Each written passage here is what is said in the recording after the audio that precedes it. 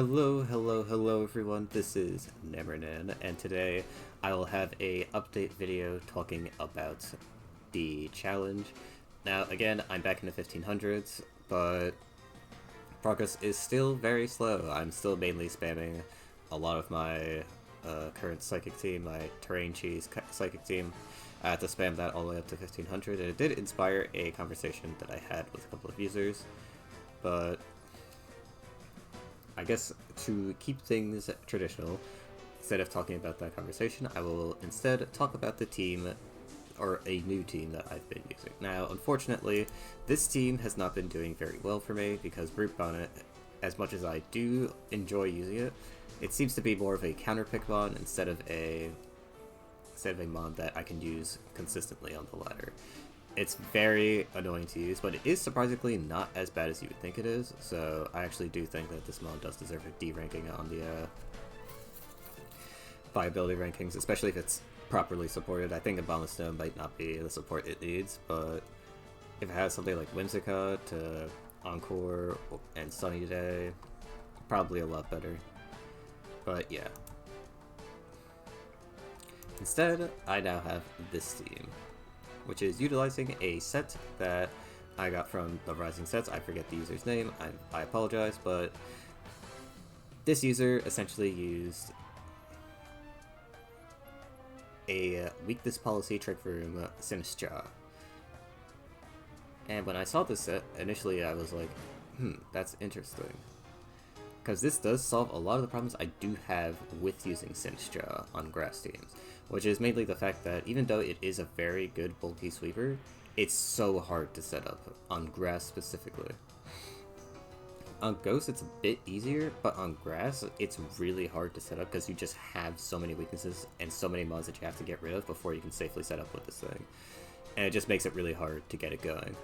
But this set actually somewhat fixes that, and allows you to immediately be threatening against a wide variety of types, or a wide variety of mods and threats.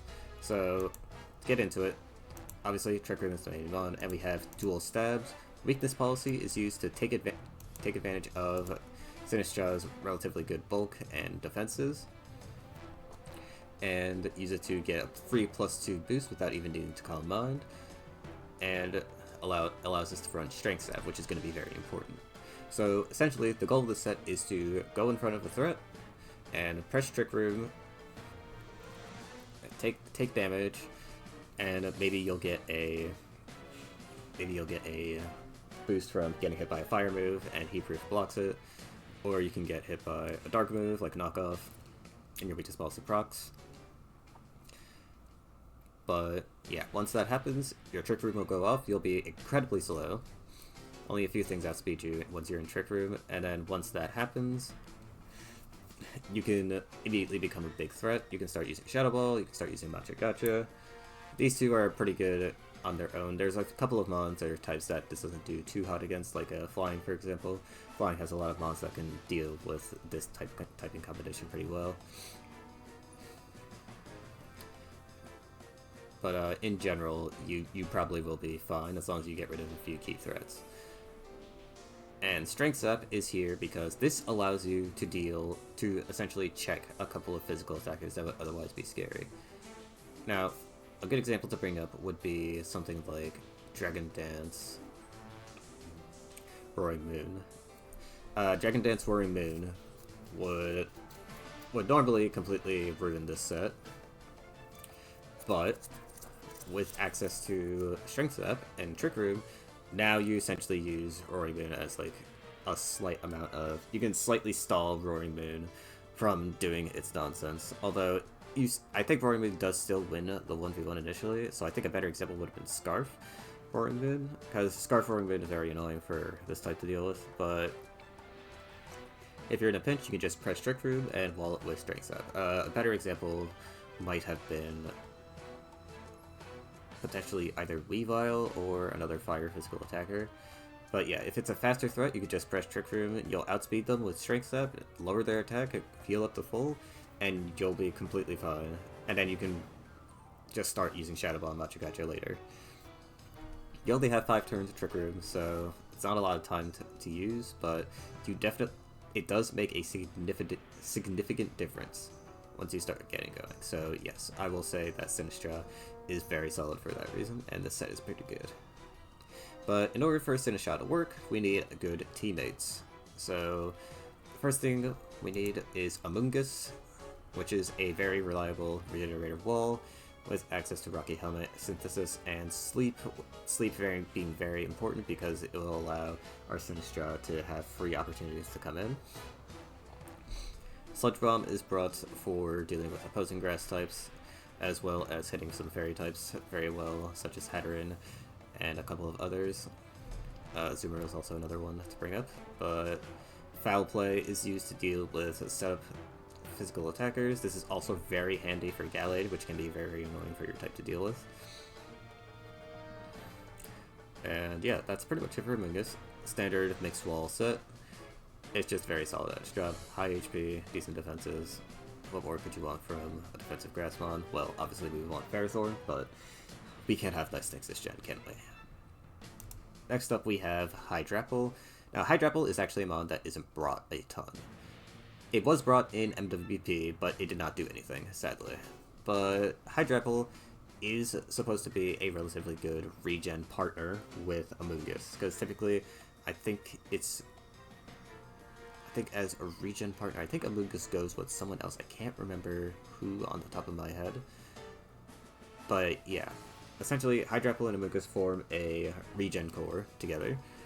And regen cores are very good because it allows you to swap from one to the other and basically constantly keep healing passively while also getting some progress and wearing down opposing Pokemon very well.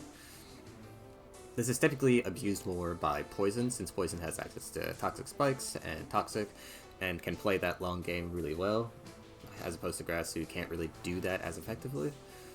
But having this regen core actually is very helpful to this type specifically, since you do have access to Abomasnow on the team, which has the Light Clay set, and the Aurora Veil as well. So with Abomasnow's Aurora Veil, this regen core can become even more unbreakable, and Hydrapple can actually have the opportunity to run a nasty plot and actually do some damage with its relatively decent offensive stat. 120 special attack is not that bad. And another good partner would be Ogerpon Hearthflame, a good physical attacker, but Hearthflame is just very strong in general. Everyone knows how good this mon is, so I don't really need to go into detail. Thinking of maybe doing Power Whip instead of Ivy or Horn Leech, but we'll just see how that goes. Abomasnow we already talked about a lot in the previous Grass video, and Arboliva is another unusual mon. So I had to choose between using either Rillaboom or Arboliva in order to have a grass terrain setter so that I could have passive healing for both Sinistcha and also my other mons, since this is a more bulky team. And I ended up going with Arboliva, since Arboliva can run physically defensive and is also just better at being a physically defensive wall than Amoonguss. And also take some pressure off of Amoonguss as well. The normal typing is also very handy, since ghost spam is very common. So stuff like Spectrier can't just instantly click Shadow Ball for free and start winning. Spectrier will have to work a little bit harder in order to make some progress against this team.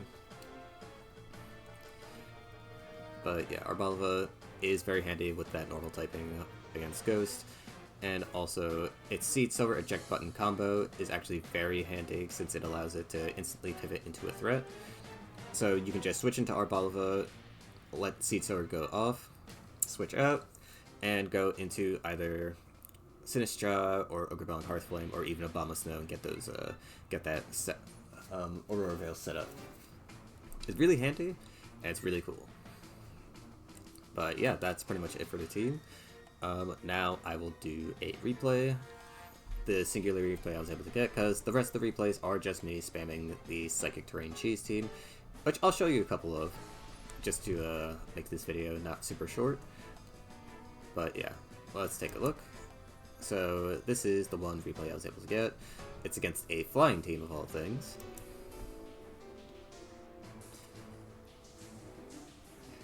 So yes, we have the Tornado's lead. I led with the Bomb of Snow since I thought he would lead with either someone else. But yeah, as you can see, I instantly did the Arbalva thing, and I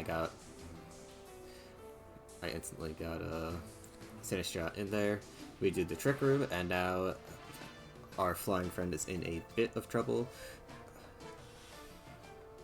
The knockoff does come through, but I already took damage. I was actually a little afraid of them using Bleakwind Storm to one-shot by Sinistcha, but that ended up not happening. Likely because he didn't have it. Sinistcha does use Shadow Ball on the... And yes, we do get that healing. And remember, we do take half damage from burn because of Heat Proof. I know that's like a commonly forgotten about mechanic, but yeah. It's very handy for when it has leftovers, but when you have grassy terrain, it actually allows it to heal a little bit more when it's burnt. So getting burnt is actually super ideal for Sinistcha. But yes, we force out the Corviknight, and here we go. Physical attacker that is typically faster, and now I think this is presumably Choice Band, but now it is getting completely neutralized by our access to Trick Room and Strength Step. This is exactly what I was talking about. It just is able to threaten this a lot better than it normally would. Probably get the Trick Room again. Yep. We're still +2/+2. So here comes the Shadow Ball. Shadow Ball does get the KO on Corviknight. Here comes Dragonite. We get the first Shadow Ball on Dragonite, but we do get Aerial Ace, which I was not expecting. I probably could have went for another Strength Step there and we would have been fine, but yeah. We get the Blizzard into Skarmory. Skarmory does take the first Blizzard and takes the second Blizzard as well. We still have Trick Room, so we actually do outspeed Skarmory, funnily enough. But yeah, now Skarmory is faster, so I opt to set up Aurora Veil. Amoonguss does come out. I'm putting out Amoonguss so I can get a sleep off, so that way I can get Ogerpon Harsh Flame to start doing some damage. I went into Arbalva instead. I guess I went Arbalva to put some Leech Seed out instead of, so I can get ready in case, yeah, because I think I was expecting it to instantly wake up. So yeah, the Body Press does go off. Haraki Helmet goes off as well. I think that might have been a misclick by me. I definitely meant to use a Spore there. But Arbalva does come out. This comes back in. Synthesis is used to keep me healthy. We see the Roost come out. Should be Spore here, yep. But yeah, we do see Spore healing off of Grassy Terrain and Leech Seed, and now Ogerpon comes out. This was very risky since it's very possible for Skarmory to get up. And yeah, Skarmory does get up and one-shots my Ogerpon. Now Hydrapple comes out, but we swap back into Amoonguss to bait out the Body Press. We do get the Body Press thing, and now we go back into Hydrapple, who is able to... I think Hydrapple is tech to outspeed Skarmory. No, it is not. So, yeah, I stayed in to bait out the Roost. We get the Roost, and then we swap into Amoonguss to get the Rocky Helmet. Predict on our Skarmory again, and yep, I managed to outplay the Skarmory. Fortunately, Amoonguss does perish, but we do put in Abomasnow, and Abomasnow is actually a very big threat here since this is Choice Scarf. So I put up Aurora Veil, so that way it's easier for Hydrapple and Abomasnow to deal with the remainder of the Mons. Can't be argued that it was a bit greedy, but I definitely think it was probably right. And then, yeah. Here goes Dragonite. I use Ice Shard, not even trying to give it a chance, and there you go. That is how this team was able to deal with the flying team. Relatively standard flying team too, with a fully set up Iron Defense Skarmory, with my Ogerpon down.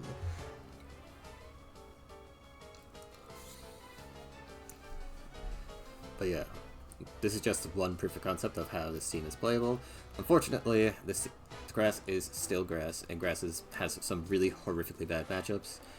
Which, speaking of which, there was a matchup chart recently released that I might do a video on next week. So yeah, be aware for when that video comes out. But yeah, this actually does conclude the video for today. It's actually a relatively short video, but yeah, that will be all I have to say. No other real channel announcements. I still do want to know if you guys want another rant video. I'm really down to do that because there's a lot of things about competitive Pokemon I do not like, but yeah, I would need like some actual like comments like telling me like to keep doing it. But yeah, that will be it for today's video, and I hope you all have a great week. And also, to those who celebrate, have a happy Easter.